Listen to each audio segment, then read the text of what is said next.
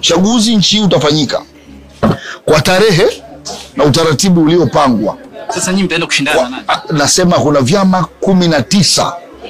Chama kimoja kimesema akishiriki uchaguzi. Kuna vyama 18. Lazima tuelewane vizuri. Msambaa mmoja asipopeleka bidhaa sokoni, soko halifungwi.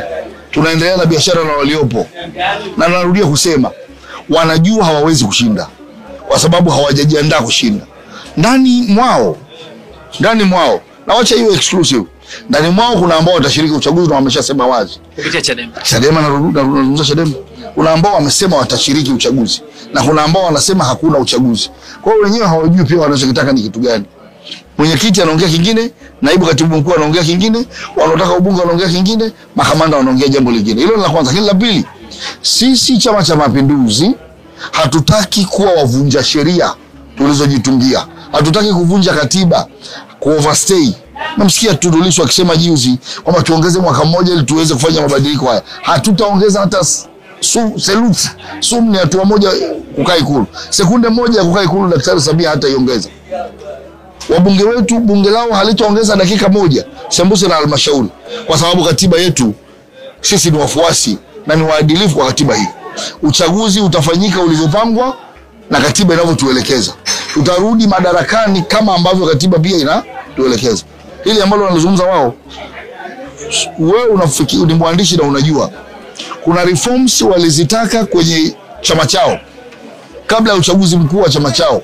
Wengine walisema mwenyekiti amekaa muda mrefu, au viti maalum vinakaa muda mrefu, tuweke ukomo, lakini walishiriki uchaguzi bila kufanya reform kwenye chama chao.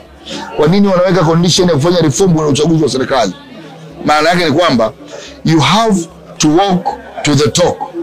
Lazima utende unachokisema na usimamie ulichosema, unachoamini. Sio wanaamini kuna mabadiliko wakaanze kwao waje waambie watu wengine. Sisi Chama cha Mapinduzi tuko mguu sawa, anayejimudu na aje. Kuna wakati huwa mnajifunza baadhi ya vitu kwao.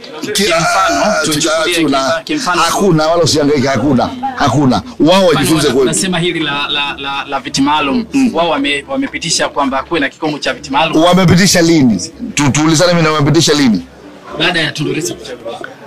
Hii ilikuwa ni sera iliyomfanya akachaguliwa mwenyekiti wa UWT taifa Mama Mary Chatanda mwaka juzi 2022. Katika sera zake zilizompa kura alisema ndaweka ukomo wa bunge wa viti maalum wa CCM. Copy and paste, watoto wadogo wanajifunza kwetu. Haya mambo ni 2022 Mama Chatanda alisema. Chadema amerudia juzi.